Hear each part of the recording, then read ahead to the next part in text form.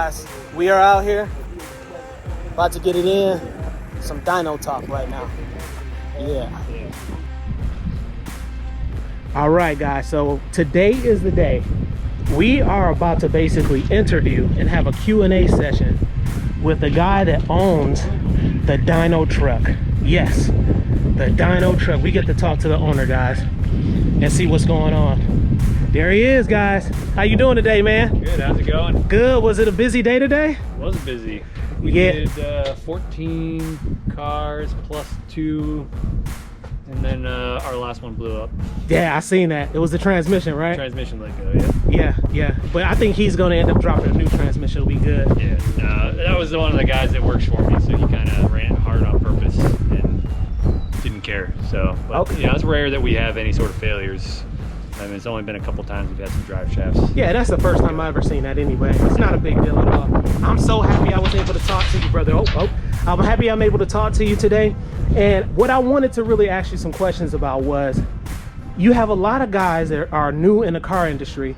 They really don't know what to do when they pull up to a dyno machine or the dyno truck here.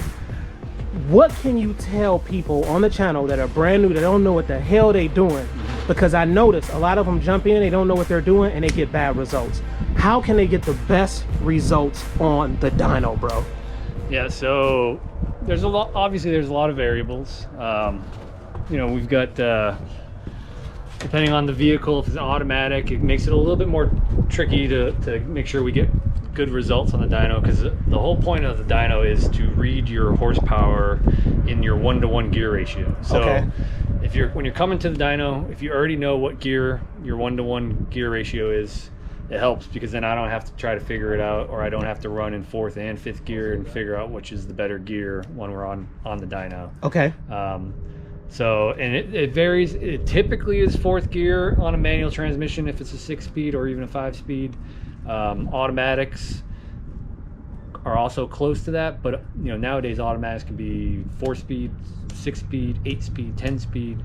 So like a 10-speed transmission is actually 7th gear, is typically 1-to-1, like for a Ford. Okay.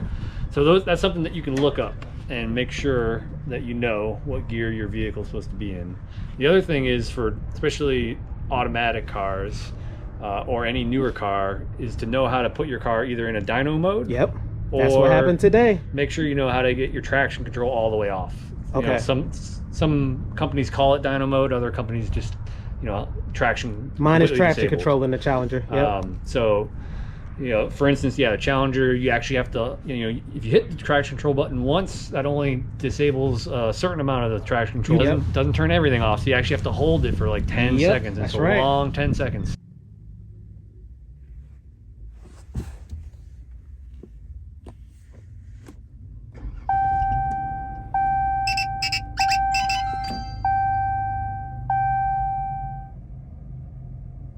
So right. A lot of people don't believe me when I say, you know, you can't just hit the button once. Yep. And BMWs are very, very, very particular. You know, you have to sometimes hold the phone and some other button and go through a menu. And so, like I said, it's pretty easy to YouTube search how to put your car in dyno mode, or find it on a forum somewhere, you know, specific to your vehicle. So if you know that information, it helps speed up and make sure that we're giving you the best results that we can get, to have your car completely in traction off, the correct 1-to-1 gear ratio. And then when you are on the dyno running, like I said, we're going to run you in that 1-to-1 gear ratio from an RPM sweep of typically 2,500 RPM, give or take. That's what I'm looking for. Until what is a safe limit for your engine. So when I say that, normally a stock car, you can run it to redline and it's going to be safe. Mm-hmm. But if you've removed your rev limiter for whatever reason, or you've upped your rev limiter and you've done work on your car, you know, you're getting into a danger zone, and you have to know that your engine can support what RPM you're going to run at. Got it. Typically, when we do the pull, you're going to see your line will travel up and then flatten out and then come down. So your peak power reading is usually almost never all the way at the top. So if you rev your engine all the way out to the top, best, you know, the highest you can go, you're really not helping getting a bigger number. You're actually just putting a little bit more strain on your engine and potentially other components that could fail. So your first pull might be better off to do a little bit of what we call a safe pull, and maybe like 1,000 less RPM than you even think. And then if we can tell if it looks like you're still making power, that you might do the next pull with another 500 RPM or 1,000, depending on how the graph looks. And we walk you through that as we're doing that. But we always make sure you get the best results in terms of power number, and make sure that we can try to at least duplicate it at least twice so that we know it's a real number.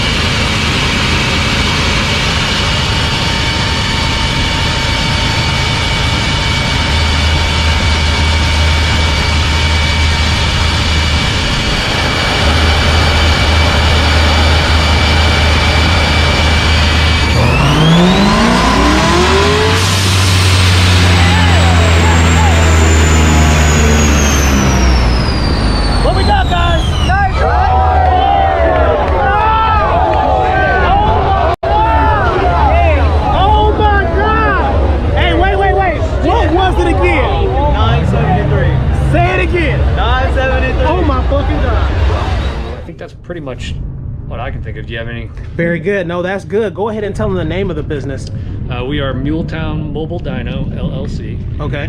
Known as MULETOWN Dyno on Instagram and Facebook. Okay. Do you guys just travel around, or are you? Do you have a stationary location also?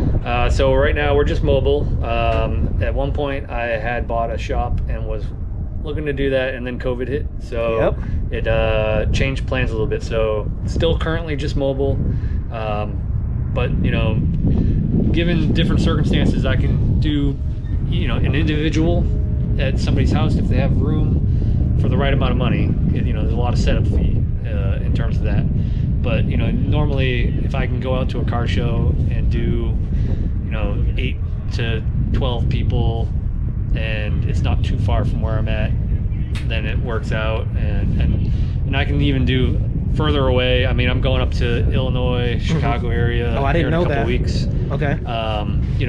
Obviously there was a lot more costs associated with getting me there, but like I said, I worked that out based on mileage. But yeah, so I've got that going on. I've got Hot Rod Power Tour coming up in June. Dope. And then that starts over in I think North Carolina this year and ends back in Bristol, Tennessee. But we do 5 different cities across the eastern part of the country here. So very good. What's the highest horsepower you ever had on your dyno so far? So the highest ever was a Coyote 5.0 Mustang with a big Whipple supercharger. It made about 1,400. Oh my God. The second one, was it City Vet, my boy? No. What? Yeah. Who was it, bro? So there was, off the top of my head, there was at least another Charger with a big Whipple supercharger that made 1,009 horsepower. So he got City Vet, yeah. So I think City Vet was right around 980, 990 was he? Okay. So if he comes back with the nitrous, I mean, it's game over. Yeah, he should be pretty solid. He said he was too. Yeah. So all right, we'll see. Very good. Go ahead and plug some of your social media where you're at.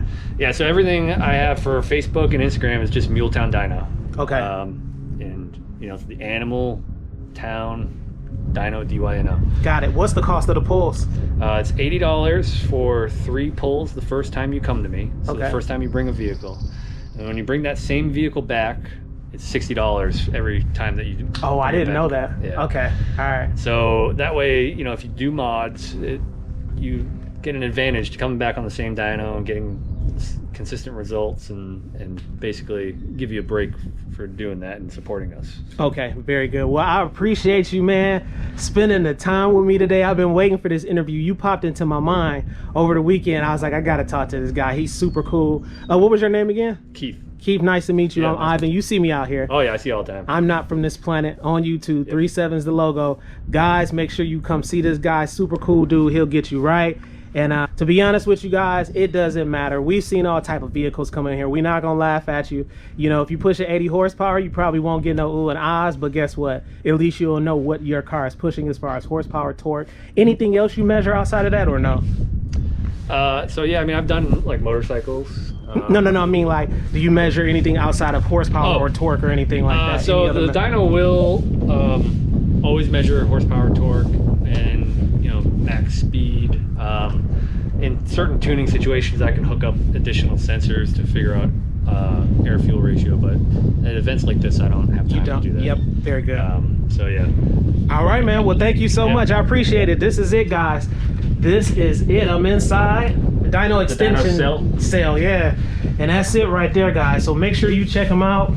This is it right here. I fell in this shit earlier, but I'm okay because I'm not from this planet. So I have a steel damn leg. That's it right there. Those are the guys right there that'll be here till 9 o'clock tonight, cleaning up with no food right now. Yeah, these are the guys right here. So, all right, guys. I don't know if I ever told you before, but this whole setup here is one-off. It is designed and built by me. What? Yeah. So I'm the only enclosed dyno that I know of, especially one that's side load.